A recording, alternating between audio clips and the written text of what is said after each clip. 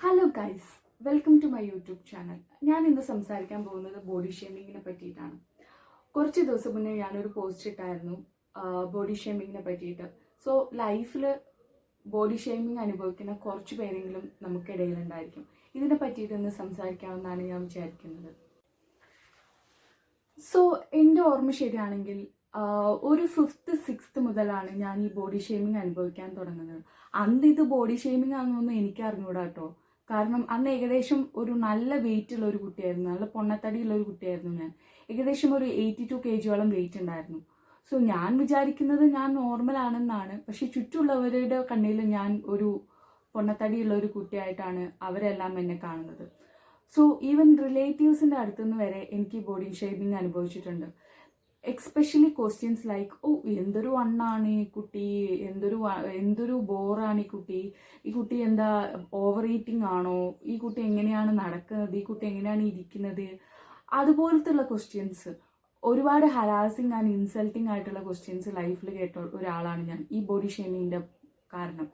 So ഇതിനെ പറ്റിയിട്ട് നമ്മൾ അവെയർ ആവേണ്ടത് വളരെ ഇമ്പോർട്ടൻ്റ് ആയിട്ടുള്ളൊരു കാര്യമാണെന്ന് എനിക്ക് തോന്നുന്നത്. ലൈഫിൽ ഇതുപോലെ ബോഡി ഷേമിങ് അനുഭവിച്ചുകൊണ്ടിരിക്കുന്ന ഒരുപാട് വ്യക്തികൾ നമുക്ക് ചുറ്റുമുണ്ട്. കുറച്ച് വണ്ണുള്ളതിൻ്റെ പേരിലോ ഒന്ന് മെലിഞ്ഞതിൻ്റെ പേരിലോ ഒക്കെ, ഓ ഒരുപാട് മെലിഞ്ഞല്ലോ, ഒരുപാട് വണ്ണുണ്ടല്ലോ എന്ന് കേട്ട് ഒരുപാട് ഇൻസൾട്ടിങ് ആയിട്ടുള്ള സിറ്റുവേഷനിലൂടെ കടന്നു പോകുന്ന ഒരുപാട് പിള്ളേരും ആളുകളും നമുക്ക് ചുറ്റുമുണ്ട്. ഇതിനെപ്പറ്റി സംസാരിക്കണമെന്ന് ഞാൻ കുറേ തവണ ആലോചിച്ചാണ്. കാരണം 8th അല്ലെങ്കിൽ 6th അനുഭവിക്കേണ്ടി വന്ന ഒരു ഇൻസിഡൻറ്റിൻ്റെ പേരിൽ ഇപ്പോഴും എൻ്റെ ലൈഫിൽ അതെന്നെ ബാധിക്കുന്നു എന്ന് പറയുമ്പോൾ നിങ്ങൾ ആലോചിച്ച് നോക്കണം, അതെൻ്റെ ഉള്ളിലുണ്ടാക്കിയ ആ ഒരു ഗുരുതരമായ പ്രശ്നം എന്തൊക്കെയാണെന്ന് എനിക്ക് മാത്രമേ അറിയത്തുള്ളൂ. ഒരുപാട് കരഞ്ഞു, ഒരുപാട് ഇൻസൾട്ടഡായി, ഒരുപാട് വിഷമിച്ചു. പക്ഷേ അത് മാത്രമല്ല ഞാൻ ഫേസ് ചെയ്യേണ്ടി വന്നത്. എൻ്റെ ലൈഫിൽ ഈവൻ പേഴ്സണാലിറ്റി ഡിസോർഡേഴ്സ് അധികം ഞാൻ ഫേസ് ചെയ്യേണ്ടി വന്നിട്ടുണ്ട്. സ്കൂൾ ലൈഫ് എനിക്ക് തന്നത് അതിക്രൂരമായ ബോഡി ഷേമിംഗ് ആണ്.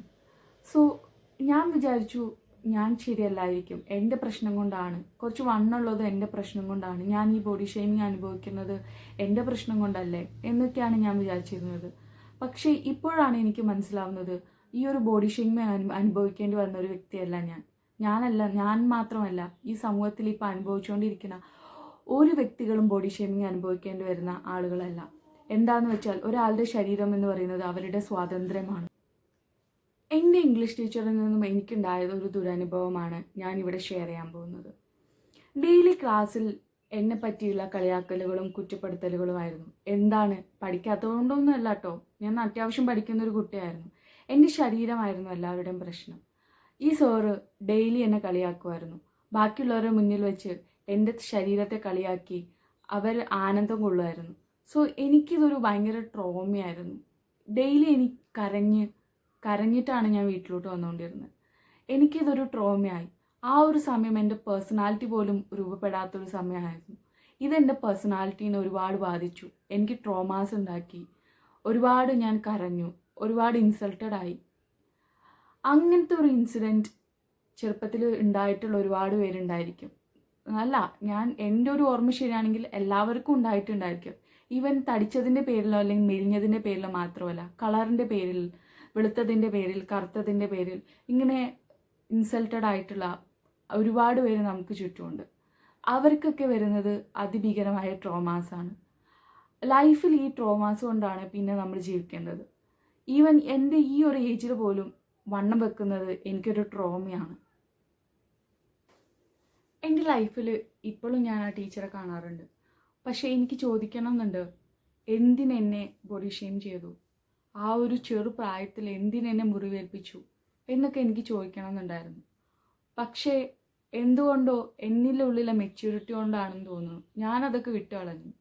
ഓക്കെ ഫൈൻ, കുഞ്ഞിലെ ചെയ്ത കാര്യം ഇനി അത് പറഞ്ഞിട്ട് കാര്യമില്ലല്ലോ.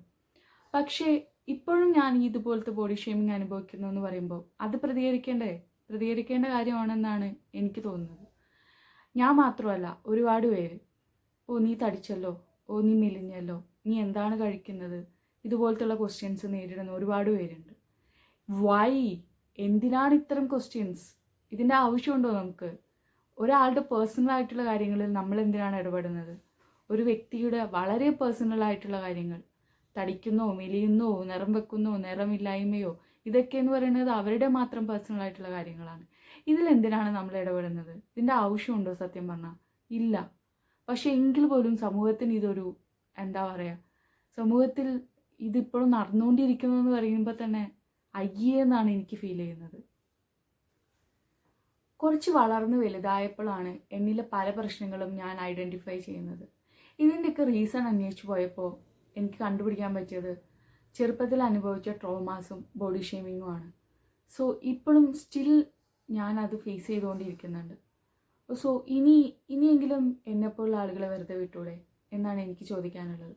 മാത്രമല്ല, ഇതുപോലുള്ള ബോഡി ഷേമിങ്ങിനെതിരെ നമ്മൾ ശക്തമായിട്ട് പ്രതികരിക്കുക തന്നെ വേണം. എന്തെന്ന് വെച്ചാൽ, സമൂഹത്തിൽ ജീവിക്കാനുള്ള അവകാശം എല്ലാവർക്കും ഉണ്ട്. ഒരാൾ മെലിഞ്ഞിരിക്കുന്നോ തടിച്ചിരിക്കുന്നോ വെളുത്തിരിക്കുന്നോ കറുത്തിരിക്കുന്നോ എന്നുള്ളതൊക്കെ അവരുടെ മാത്രം സ്വാതന്ത്ര്യമാണ്. നമ്മൾ എന്തിനാണ് അതിൽ കൈകടത്തുന്നത്? അതിൻ്റെ ആവശ്യമില്ലല്ലോ. സോ ഇതുപോലെ ബോഡി ഷേമിങ് അനുഭവിക്കുന്ന എത്ര പേര് നമുക്ക് ചുറ്റുമുണ്ട്. അവരെയെല്ലാം എത്ര സ്റ്റോറികൾ നമുക്ക് കേൾക്കാനുണ്ട്. നമ്മളിൽ എത്ര പേര് തെറാപ്പീസും കൗൺസിലിങ്സും എടുക്കുന്നവരുണ്ട്? ഞാൻ അങ്ങനെ എടുക്കുന്നൊരു വ്യക്തിയാണ്. ഇതിൻ്റെ റീസൺ കുട്ടിക്കാലത്തുണ്ടായ ബോഡി ഷേമിങ്ങിന് മൂലം ഉണ്ടായ ട്രോമാസാണ്. ടീച്ചേഴ്സ് എന്ന് പറയുമ്പോൾ നമുക്കെല്ലാവർക്കും അറിവ് പറഞ്ഞറിയേണ്ട ഒരാളുകളാണ്. നമ്മൾക്കെല്ലാവർക്കും റോൾ മോഡൽ ആവേണ്ട, നല്ലത് പറഞ്ഞു തന്ന് നമ്മളെ നല്ല വഴിക്ക് നയിക്കേണ്ട ആളുകളാണ് എന്നാണ് ഞാൻ വിശ്വസിച്ചിരുന്നത്. പക്ഷെ ഒരു ടീച്ചറിൽ നിന്ന് തന്നെ ഇതുപോലത്തെ ഒരു ദുരനുഭവം ഉണ്ടായപ്പോൾ എനിക്ക് എൻ്റെ ലൈഫിനെ മൊത്തം അത് ബാധിച്ചു എന്ന് തന്നെ പറയാം. മെലിഞ്ഞിരിക്കണോ തടിച്ചിരിക്കണോ എന്നുള്ളതൊക്കെ ഒരു വ്യക്തിയുടെ പേഴ്സണൽ ആയിട്ടുള്ള കാര്യങ്ങളാണ്. ചിലർ